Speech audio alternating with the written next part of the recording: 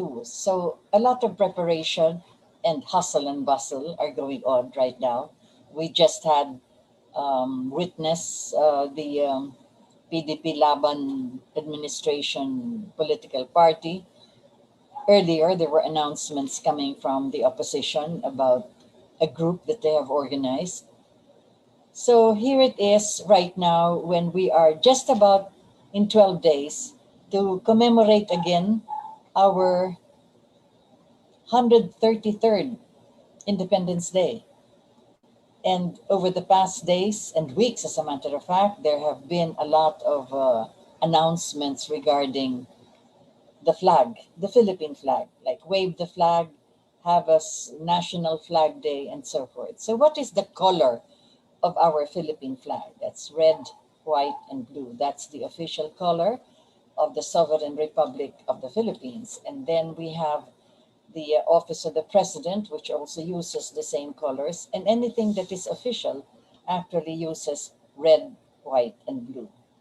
But the opposition to the administration, whether it is this administration or some other administration in the past, has been recognized or known as the yellow. President Duterte, for instance, repeatedly uses that statement, sabi ng mga dilawan, or the yellows are saying this. He is referring to the opposition to his administration, or the opposition to anything that the government does. So here we are today as we celebrate Flag Day in all these days leading on to June 12, knowing the colors of our republic as red, white, and blue. Let's talk about the origin of where this yellow is coming from. All right, so we also have this trend now that there is an opposition to the vaccination. And that is why the president has always been calling attention to the importance of the vaccine. Whatever it is that is there and available, take it, because then, as everybody knows, as far as the scientists are concerned and the doctors are concerned, that is one way of preventing the spread of this virus. There will be 2 doses, as a matter of fact. You receive one today, and perhaps in about 20, 25 days, you receive the second dose.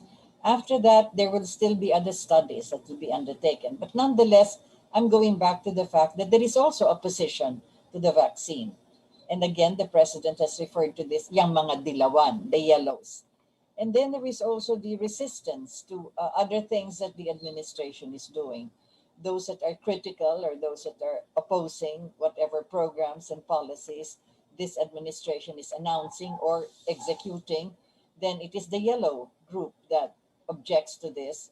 And they do not give an alternative, they just object to it for the sheer purpose that they are the opposition. And then, of course, we also have sometimes in media, you have the manipulation and the manufacturing of news which is not news, which is the truth. And again, it is, it is given that tag that this is coming from the yellows. So here we are asking ourselves, after a long period of time, I would say, what is this yellow color that seems to be the qualifying picture of the opposition, not only to this administration, but the opposition to the government. So where is the yellow coming from? Well, some time back, which was 1983, when former Senator Benigno Aquino was said to be coming home, and there were a lot of anticipated preparations for his coming home at the time, although this was supposed to be something like a confidential thing, precisely because of security reasons. They thought of some kind of a singing, a music that would accompany or that would carry on the idea that here is a man after 3 years in Boston would be coming home. So you have that song, Tie a Yellow Ribbon Round the Old Oak Tree. The origin of that, well, I should do some research, but it has something to do with the oak tree, which they're going to tie a yellow ribbon around it to signify that somebody's coming home after 3 years. In fact, that's the lyric. Those are the lyrics of that song.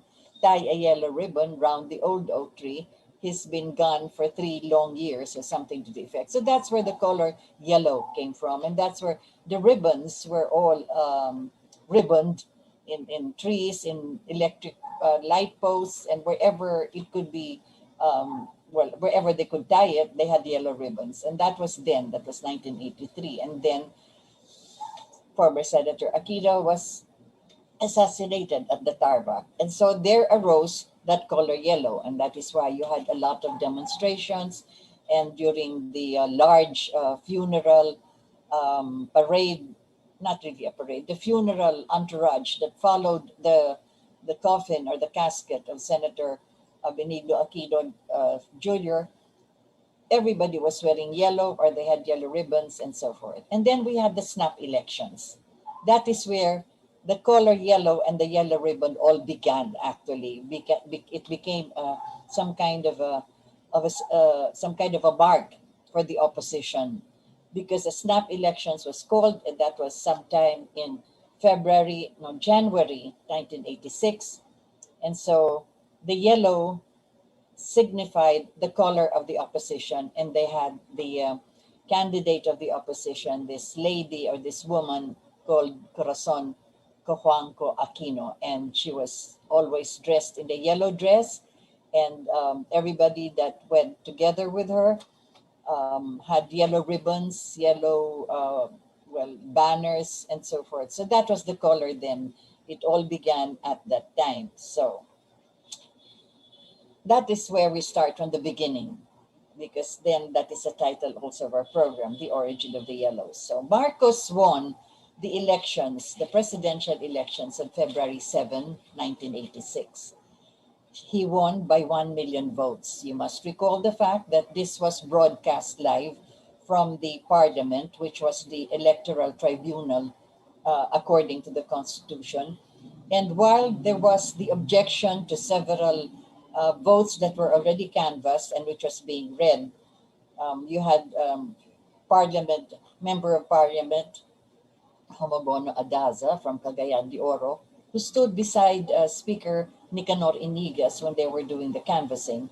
And every time he doubted the returns from the canvassed votes from certain regions, then he would put an asterisk on it. So he would object to this. And so that was placed aside. But nonetheless, when the final counting came and you've already placed aside all those asterisks and all those canvassed votes, Marcos still won by 1 million votes over the woman Corazon Aquino, as she was fondly called Cory, the yellow woman, as we would call it. So that's where the yellow all began, because there was an opposition to the way that was canvassed. But nonetheless, that is an official proclamation, a legal proclamation undertaken according to the provisions of our Constitution by what is known as the Electoral Tribunal, which is Parliament. So that was it, February 7th, 1986. Now, the yellow lady, the yellow woman, Cory, was not elected. She assumed the presidency on her own, by her own steam, and she personally declared herself as the winner. Of course, America threatened to literally bomb Malacanang or Marcos if Marcos would not leave. So that was the situation then. But nonetheless, Cory, the yellow woman, took her oath of office in a private club, while Marcos took his office in the office of the president in Malacanang. Nonetheless, that was where the beginning of that yellow color was. You had all of these people dressed in yellow at that private club and witnessing the oath-taking of the yellow woman, Corazon Aquino. In his book of memoirs, I must have repeated this 100 times, but just for those who are tuning in just now, in his book of memoirs entitled Triumph and Turmoil, this is a series of several anecdotes where the Secretary of State of America, George Shultz, undertook several foreign relation missions all over the world. When he wrote about the Philippines, he was writing there in that book that he admitted to having manipulated the departure of Marcos from Malacanang. It was not a matter of removing him, it was just a matter of when. So the preparations were already set by the State Department and the bureaucracy of Washington. And at that time, he told President Reagan that the President Reagan, should recognize the yellow woman, Cory, as the president of the Philippines because she was invited to deliver an address to the American Joint Congress, some kind of an address, which is a regular thing done when you invite a head of state. So she was scheduled for a state visit, and the President of America, President Reagan at the time, should already recognize her. And so President Reagan told Secretary George Shultz that he would recognize the yellow Cory if she was elected by the people. And George Shultz, in that book, he wrote, because he replied to President Reagan, and she said she was elected. And so you see that even the Secretary of State, who manipulated the removal of Marcos from Malacanang, did not categorically admit that Cory was elected. What he told President Reagan was, she said she was elected. And that is exactly how the yellow woman assumed the presidency. Some people call this a usurpation. Be that as it may, you know this in the study of law, there is such a thing as whether it is really legal or whether it is, whatever it is. It's not for us to debate. So she assumed the presidency. Now, Marcos followed all the provisions of the Philippine Constitution, whatever else you would say against several of his declarations and presidential decrees, including the declaration of martial law. Martial law is a legal provision in the Philippine Constitution that the president could invoke in case of a national emergency, as the situation was at that time. So, as we are stating now, it still is a provision of the Constitution. Martial law can be declared in case of a threat to the national security of the country. And that was a provision that was utilized by President Marcos at the time when he declared martial law. The yellow woman wrote her own constitution. She called it, or they called it, the Revolutionary Constitution. And it granted her more absolute powers than actually a dictator.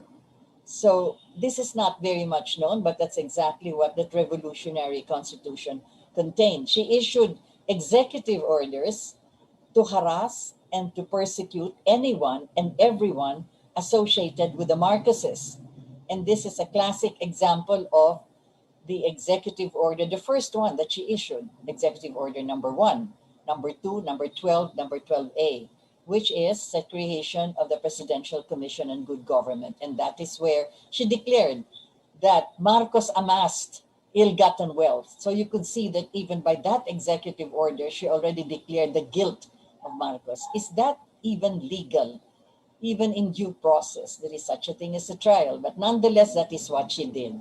Okay, so that's the kind of yellow, the origin of the yellow that we're talking about, because you had the yellow president who issued presidential decrees, executive orders that persecuted or run after anybody that did not agree with what that administration was doing. So Marcos never removed any elected official unless for cause. So there was still due process during his time as far as any elected official was concerned. So even during the proclamation of martial law, Congress was not abolished. Congress was not convened until such time as Marcos declared by presidential decree a parliamentary form of legislature where you only had just one legislative branch, not unlike what it is now and what it was before when you had the Senate and the Congress. And you could see what a mess it sometimes is. When the Congress passes a bill, it has to go to the Senate. They don't like it, they change it.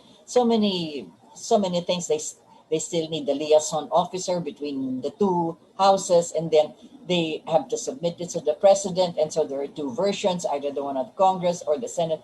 And so that is why that all ended when Marcos said, let us have just one legislative branch, which is the parliament.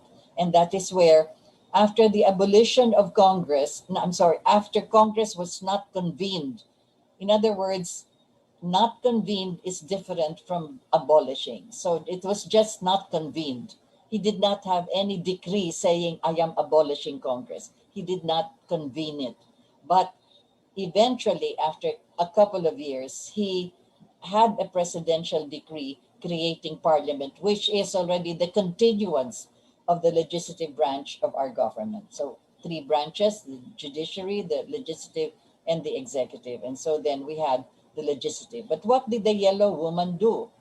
Well, the yellow woman immediately removed all elected officials, that is, from uh, governors, their board, mayors, city and municipal, their boards, and the barangay captains. So all elected officials were removed, and they were replaced by what is called officers in charge. And if you look at the profile of those that were appointed at the time and you see them today, so you could see the progress and the prosperity that they have acquired over the past 35 years from the time that they were appointed as OICs of certain towns and cities and provinces. That was in accordance with the revolutionary government of the yellow woman, Corazon Aquino. So subsequently, she also, well, as I've said, she also handpicked all the members of the constitutional commissions. Uh, what is this? The constitutional bodies, well, you know them all, COMELEC, etc., and all of this, together with several of the high-ranking officials already with their civil service eligibilities in their positions that were also removed. As a matter of fact, one example of this is the Bureau of Customs, where top officials were all removed, and then a case was filed into all the way up to the Supreme Court regarding the illegality and unconstitutionality of such a removal, and they won the case. And this was filed by the son of one of the commissioners, Commissioner Dario. His son filed a case um, questioning the removal of already these officials from the Bureau. So that is already a classic example that even though the Supreme Court was appointed by the yellow woman, still there is still the upholding of the law. And of course, that was why they won the case as far as these officials were concerned. And then, of course, there is the PCGG, which I mentioned earlier, saying that all the known properties and bank accounts and whatever else they believe was owned by the Marcoses should be sequestered. And being sequestered means you had to keep this intact. You had to take care of the administration and the management of these properties until such time as you can determine the origin of the money that bought these properties. Also with bank accounts, etc. There will have to be a court case that would determine this. But that was what was done by the yellow. And the yellow said that, well, all of this amassed wealth in whatever form, whether they are bank accounts or properties, belong to the government or that they are stolen money, even without the due process. So it took quite a while, really, before this could be proven otherwise, but then that was already declared. That was done by the yellow. That is the origin I am trying to trace. That was done by the yellows. So, okay.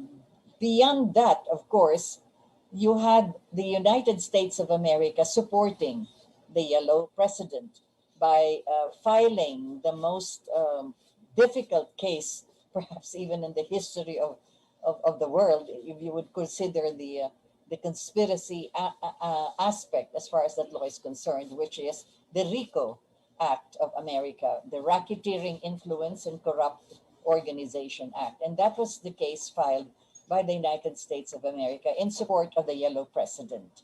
So you see that the most powerful country in the world actually filed the criminal case against a former president, which was President Marcos, a sovereign state. That case was already dismissed when it was earlier filed in Los Angeles, and the judge, it was dismissed. It was elevated to the Court of Appeals because the Cory government, together with the yellow government, together with America, and of course former Ambassador Michael Armacos, interceded in the court and said that they should continue and pursue the case because they have a deal with the yellow government, and that is the the status of the American military bases here in our country. So it was elevated all the way. I mean, not elevated, but there was a motion a motion for reconsideration, which was filed with the Court of Appeals of Los Angeles. Again, with the Court of Appeals of Los Angeles, the case of the Philippine government together with the American government was also dismissed. They cited the fact that you cannot file that case in America because if ever there was a crime committed, it should be tried in the sovereign state of the Philippines. That is we all have this knowledge that under international law, that the independence of your court is the first act of sovereignty. So they cannot just intrude into the sovereignty of the Philippines by filing that case. But they violated that own dictum, and they filed nevertheless that case in New York City. But I'm referring to this just so as you would know what the yellows were doing at the time and why it has always been the opposition, not just to Marcos, but you could see why it is also the opposition now to President Duterte. They have a long history, 35 years, as a matter of fact, since that time, and they've always been called the yellows. That is the origin. But based on Executive Order number 1, 2, 12, and 12A that I have repeatedly mentioned, which was the first order or the first, I don't know if you would call it law really, but that was the first order of the revolutionary government of the Yellow Cory. And they created the PCGG, which I already mentioned. And what did they do? Well, everything that was associated or belonged to the Marcoses, they sequestered. They got this. They got the personal belongings in the closets, in the private vaults of the Marcoses in Malacanang, in their official residence. Everything there was taken.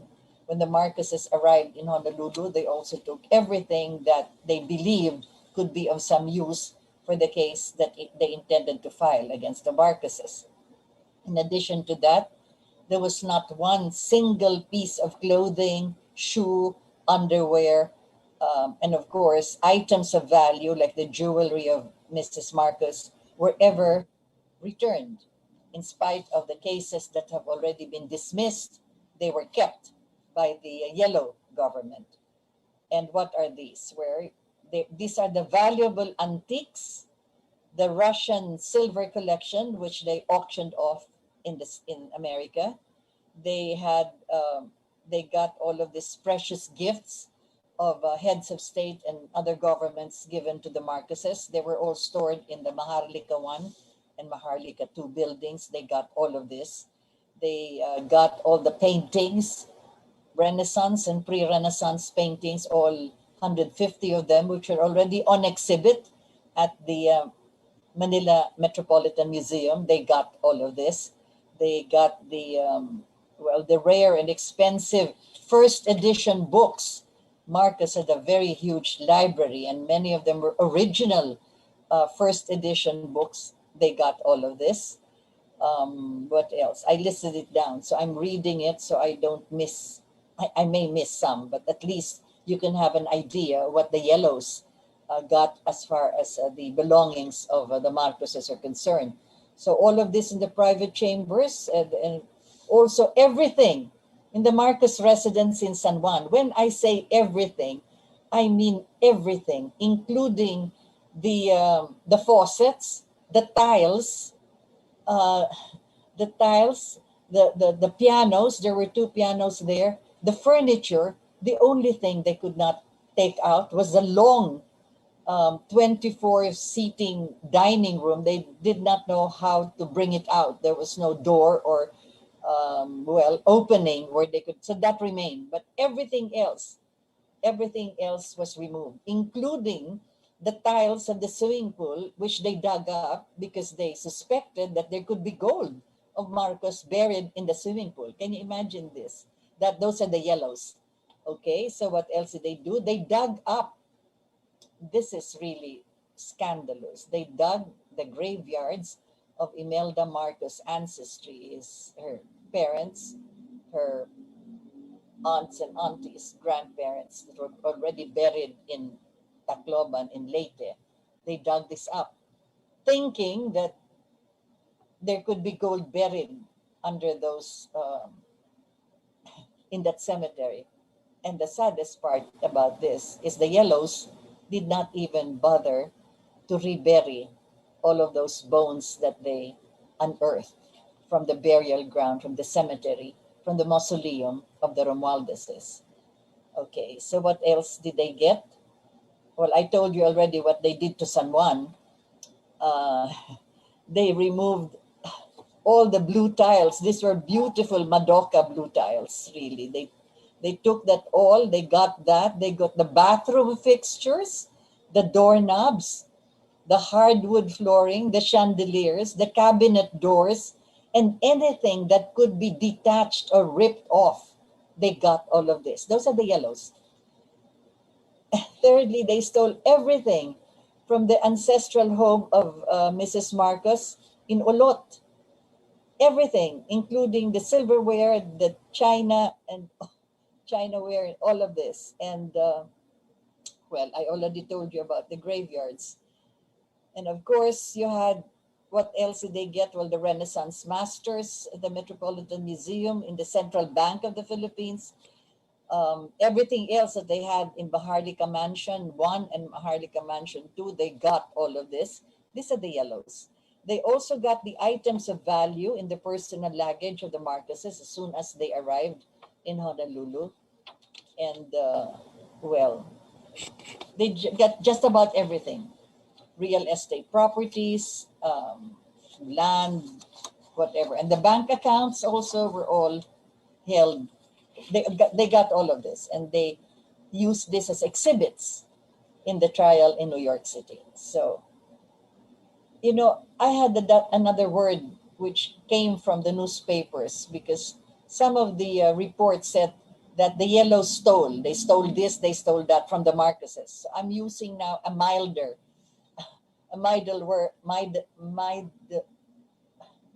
word, which is they got all of this. That's the Yellow for you. And then, of course, they filed, as soon as Imelda Marcos returned home, they already prepared the filing, and they did 986 cases, civil and criminal cases against Imelda Romualdez Marcos. Those are the Yellows. And they alleged, of course, in all of those cases that the Marcoses stole the money of the Filipino people. So we also have on record that there was some amount that was left in the budget of Marcos. Remember, he left in February 1986. And if you looked at the records of the budget of the Philippines at the time, some 700 millions remained there still intact. So if he stole the money of the Filipino people, may natira pa. Bakit hindi lahat? Anyway, that is the allegation. And it was left there. So we had all of these cases. Out of 986, 974, 984 have already been dismissed for lack of evidence up to this day. They have not found any witness to testify against Imelda that she stole the money of the Filipino people. They don't have a single document that would show that there was money taken from the Philippine budget, because that is where the money of the Filipino people are. So that is it. Those are the Yellows. Sabi nila nagnakaw, pero wala silang mapagitang preba. Kaya sa dinami-dami, 986 cases na final nila, na-dismiss na lahat. 8 na lang natitira, kaya lang naabutan ng pandemic, kaya hindi pa but the same. Bakit ganun kadami? Kasi lahat ng ginamit na mga bank accounts doon sa trial sa New York, yun din ang ginamit nila dito. Now, a lot of people are saying double jeopardy yun. Na-acquit na nga, unanimous acquittal nga si Imelda sa New York. Bakit magka-file ulit dito? Iba naman jurisdiction, and that's an American court, this is a Philippine court.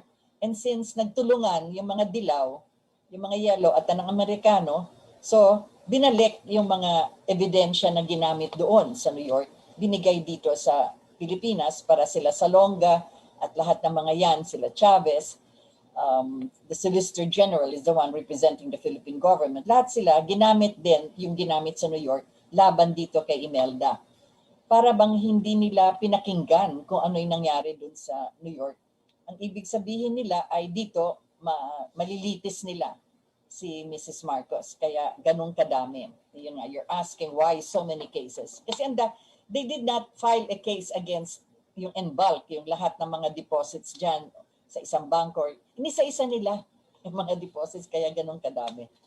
So that's the yellow for you. Talagang masinop sa pag-torture at pag-persecute sa mga kalaban nila. At nakakapagtaka kung bakit naman nila kakalabanin si Marcos. You must remember that when Senator Aquino was returning home from 3 years abroad, he was not an opposition candidate in any election at that time.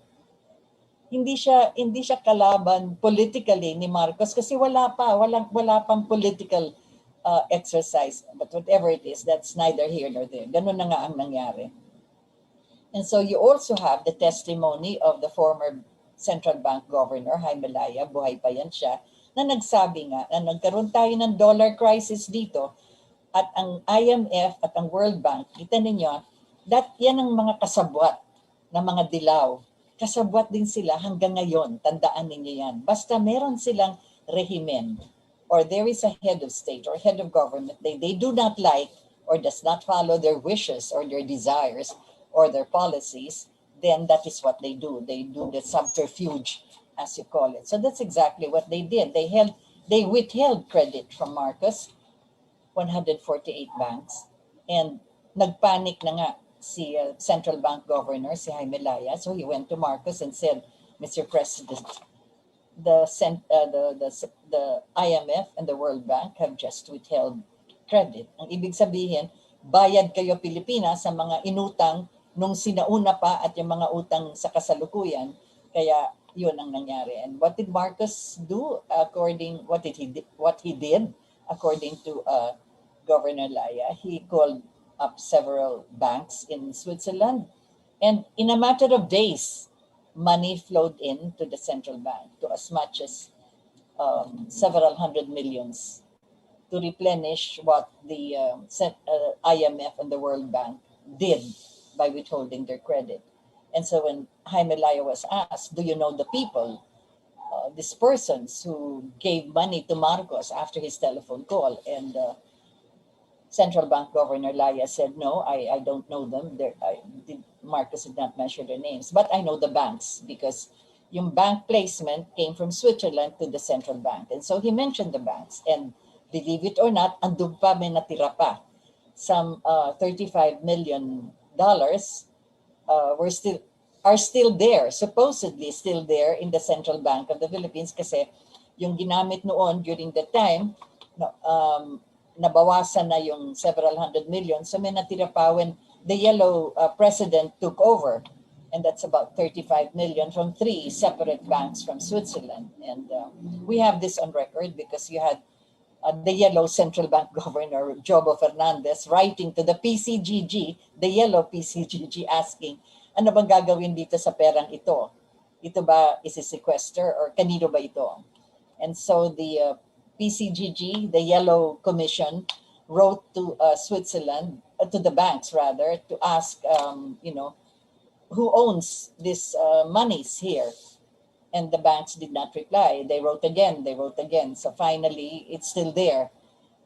But it is common sense, right? How could the banks answer? Because whoever owns them died in 1989. That was President Marcos because he was the one who called up the banks for the money to come into the Philippines to save our economy at that time. Yan ang mga ginawa ng mga dilaw at that time. Marcos never implemented the death sentence. Isa lang ang kanyang firing squad. I wrote the name. Sino ito? Si Lim Seng. He was a Chinese national and he was convicted for producing heroin. He was sentenced by execution by a firing squad. Yan lang ang pinapatay ni Marcos. Openly pinakita na yung nagmamanufacture ng heroin hindi pwedeng makalusot sa death penalty sa mga ganyang klaseng krimen. Cory, the yellow president, on the other hand, she ordered the dispersal of the rallying farmers who marched to Mediola, demanding their rights as far as Hacienda Luisita, which belongs to the yellow family, ni Cory, Mrs. Aquino.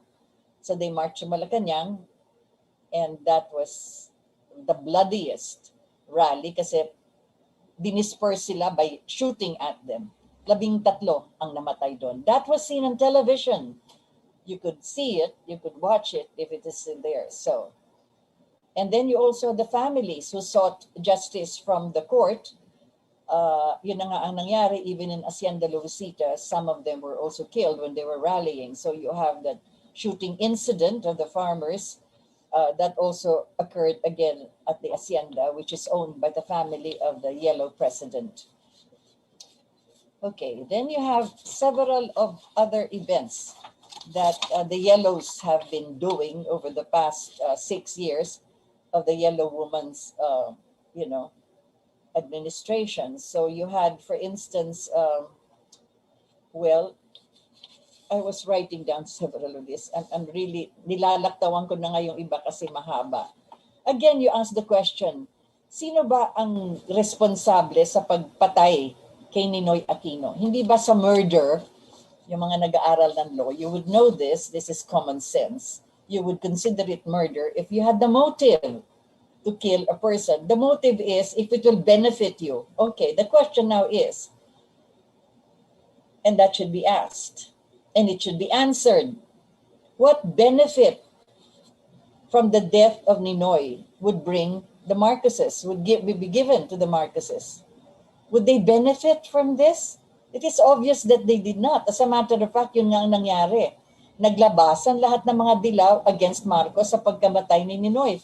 Tapos, Marcos is such an intelligent person. We all know this. That is not taken for granted. That is a statement of fact. Nobody would presume that in open tarmac, he would order the shooting of Benigno. You must remember they were friends. They were Upsilon brothers. They were talking to each other even when Ninoy was incarcerated. As a matter of fact, when he had a problem with his heart and he was brought to the Philippine Heart Center and he was diagnosed there as needing a heart transplant or some surgery, invasive surgery for his heart, they did not do it there at the heart center, even though you had the experts already. Instead, it was Marcos who prepared that he be brought to the United States of America so that whatever surgery his heart needed would be undertaken there. Bakit? Baka may mangyari sa Philippine Heart Center tapos pagbibintangan si Marcos even at the time.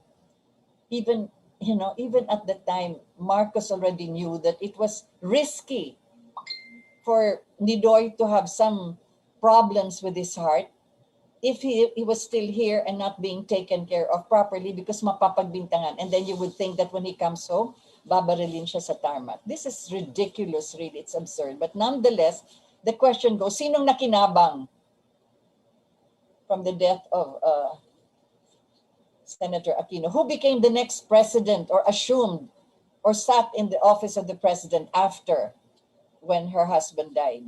Anyway, so you had the yellow woman there. And that is the question, who benefited? Then you have the Agrava Commission, which came out other than just mentioning the name, but mentioned already the motive of anyone or any group that would want to kill or assassinate former Senator Benigno Aquino. Anyway, we have underlined our sovereignty many times during the Marcos regime, meaning we have stood up before the United States of America to question many things as far as the Mutual Defense Treaty is concerned. Remember the term of the bases and so forth, reducing the 99-year period of the American military bases to 25 to a review of 5. So that is what happened na naabutan ni Yellow Cory. Kasi hanggang 1992 na lang yung mga bases ng Amerika dito. Kaya ang Amerika, lahat talaga ginawa nila para si Mrs. Aquino, yung yellow woman na yan sa Malacanang, ay pumayag Nakakausapin ang Senado na karamihan ay dilaw. They're also almost, not almost, but all yellow, that they could extend.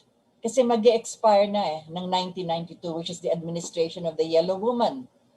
So that is what America was working on. That is why there was a trial in New York City. Remember this, on record, the last testimony in the trial, itong si Timothy Can, ano yung testimony niya doon? Siya yung last witness ng United States of America Justice Department against Imelda Marcos. What was his testimony? When he was asked, why are you here in this court? Why are you taking the witness stand? Why are you testifying against Mrs. Marcos? What did he answer? No conviction, no basis. Exact words in the record in that trial.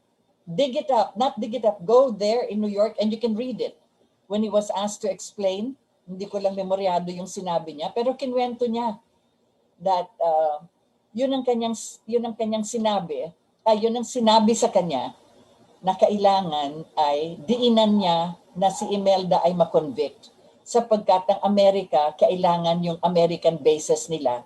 At kung makonvict si Imelda, si Cory, the Yellow Cory, will agree to convince the Senate, the Yellow Senate, to extend the American bases, which was going to expire in 1992. Yung trial, 1990, 2 taon na lang, kaya sila nagmamadali. Kaya ganun kalakas yung kanilang pressure. So you see, that is what the Yellows do.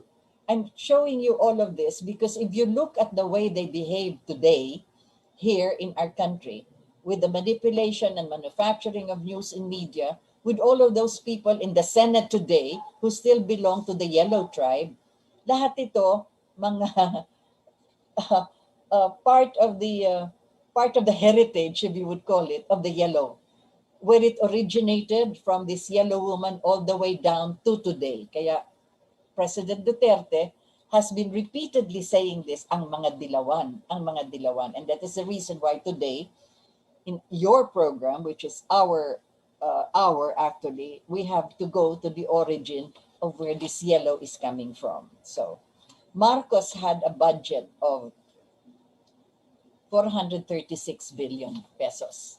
436 billion pesos for 20 years.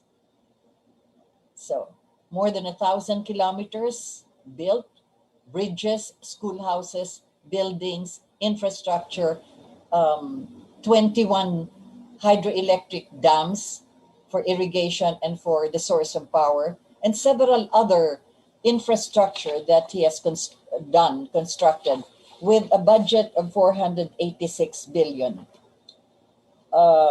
Well, I tried to list down as many as I could. So these are the roads, the bridges, the dams, the hydroelectric and geothermal plants, the non-conventional sources of energy facilities, the nuclear power plant, massive forestation, upland farming, school buildings, hospitals for general and tertiary services, seaports, wharfs, airports, piers, irrigation, and extensive agricultural facilities. Remember, 1 million hectares of land irrigated.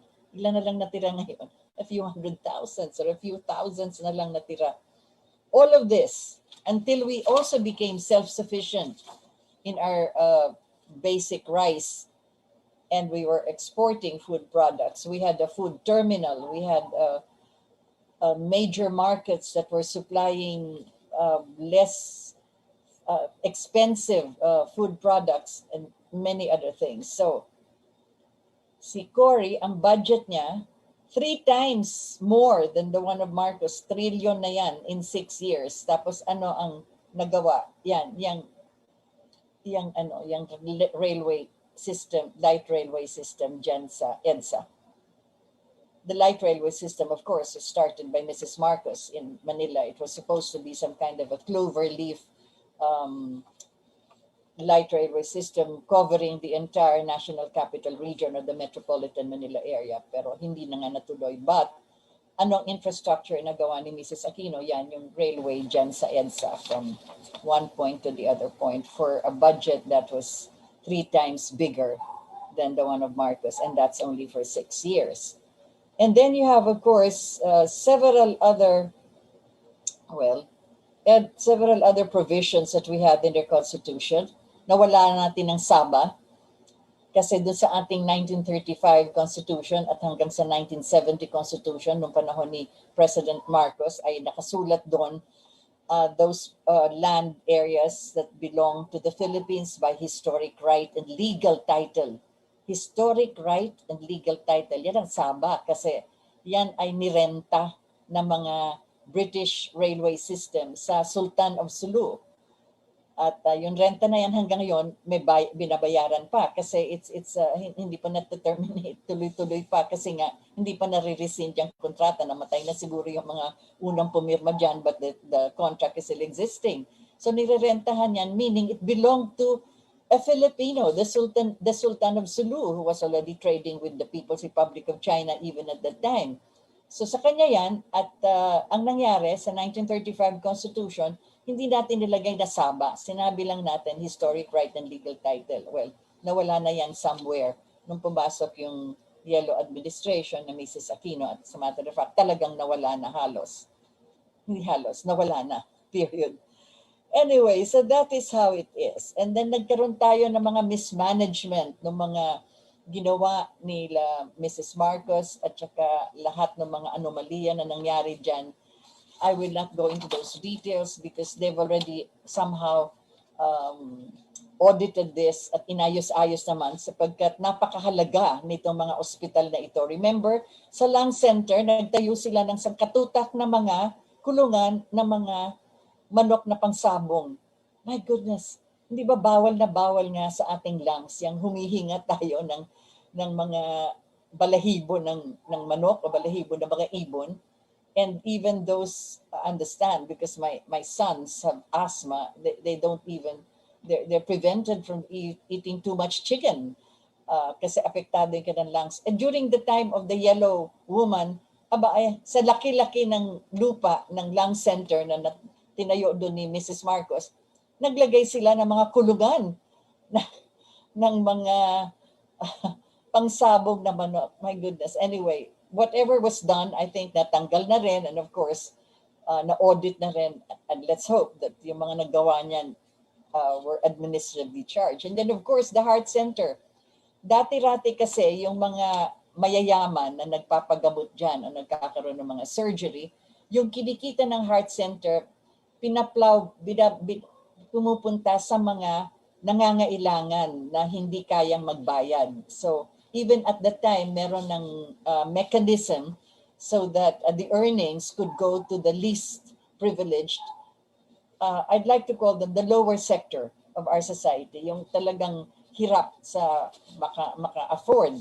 So yun ang nangyari then. Anyway, so many things happened also, but at least they were straightened out eventually. Then of course, you had the kidney center.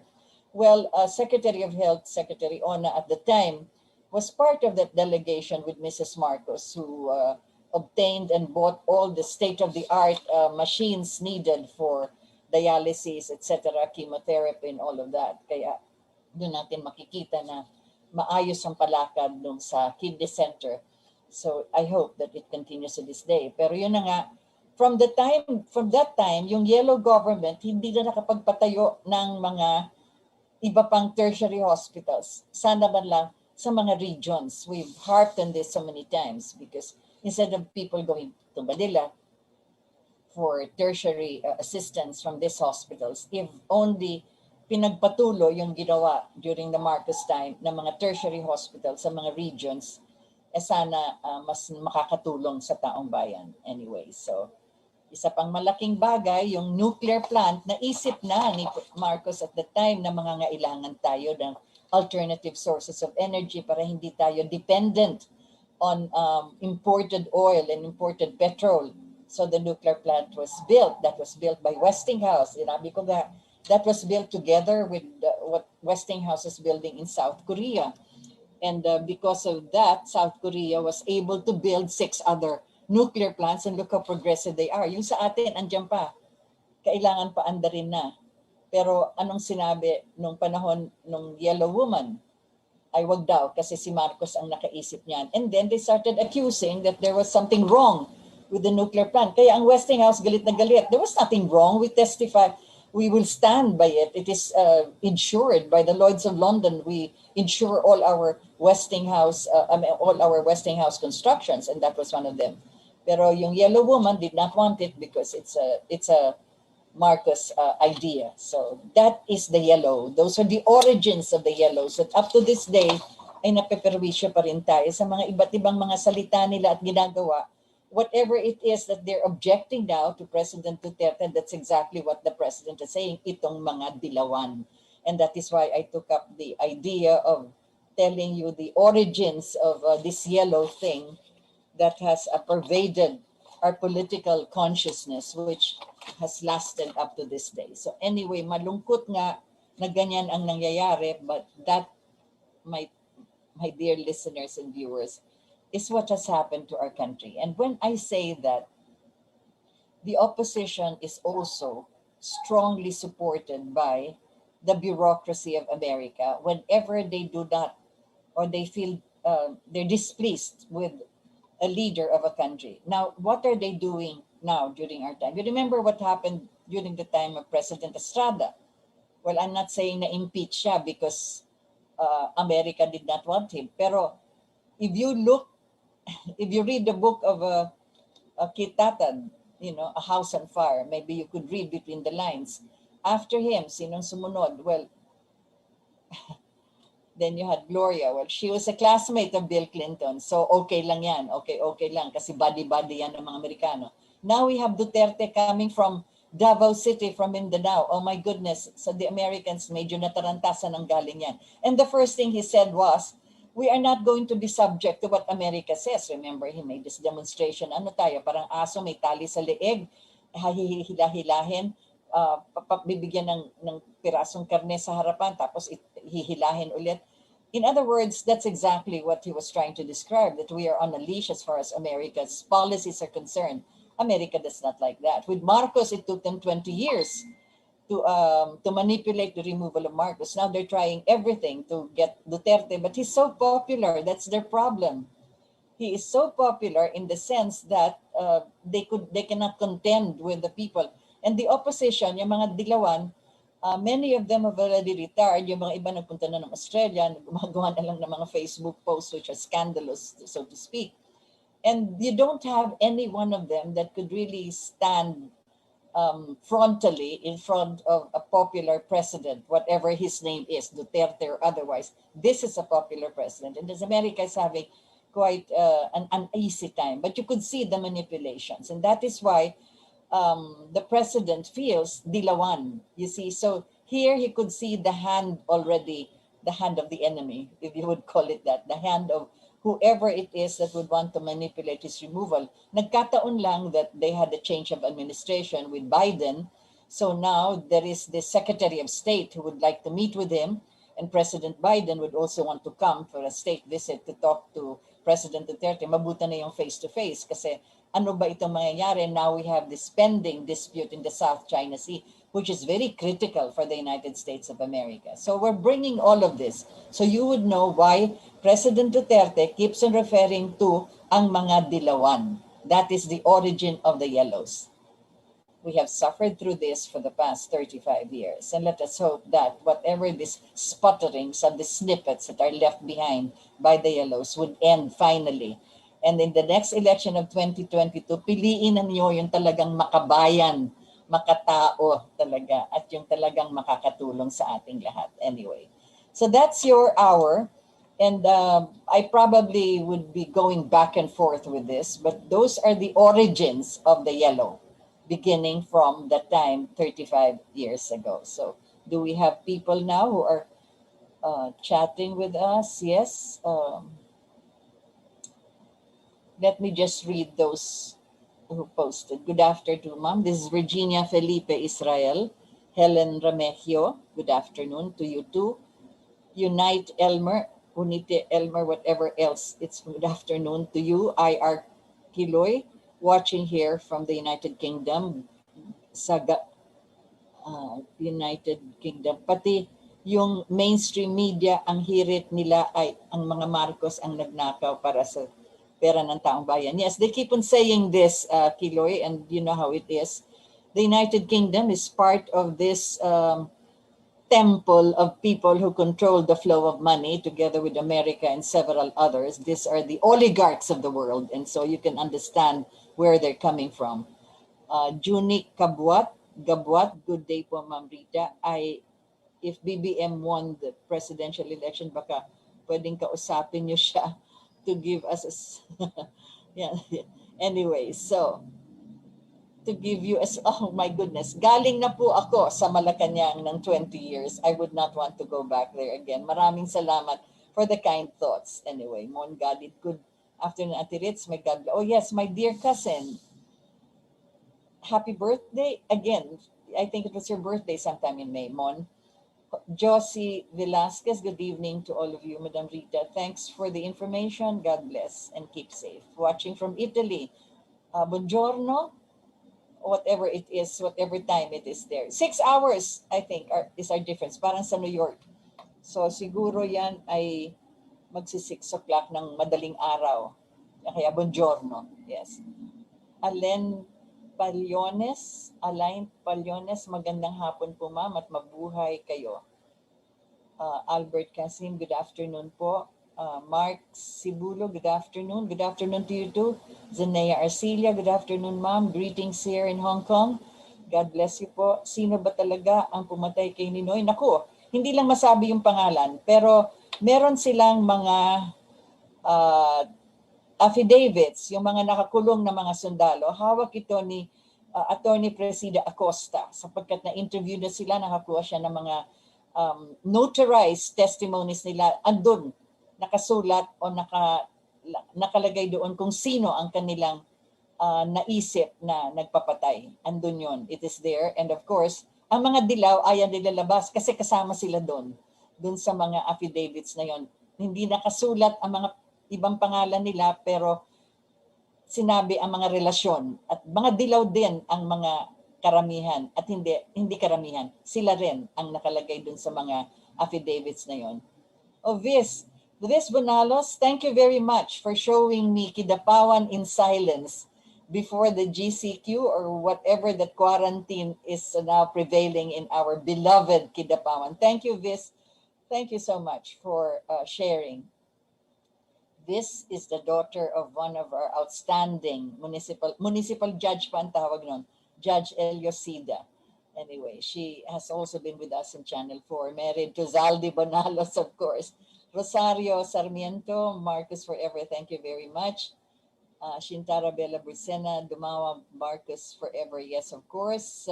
Gio, Jay, you're watching from Hong Kong. I also watch you whenever you post your hiking up in the hills and the beautiful scenes that you have there of Hong Kong, the other side of Hong Kong, as a matter of fact. Iron Rock, Jermisa, hi, Ma'am. Marami pa pong mga nag-post pero wala na po tayong panahon para basahin silang lahat. Nagpapasalamat po ako. Maraming salamat sa inyong lahat. Kaya yan po ang ating the origins or the origin of the yellows. Anyway, we close our program with a prayer. Dear God, walk with us through the season of the pandemic. Open our hearts to your guidance, O Lord, and give us the strength to share your love with others. Through this time, which is really a time of uncertainty, may we look at each day as a celebration of your greatness, O Lord, and please make us ready to receive your merciful healing and your love. For thine is the kingdom, the power, and the glory forever and ever. Amen. Thank you very much for having joined me. This is Rita Gadi for your hour.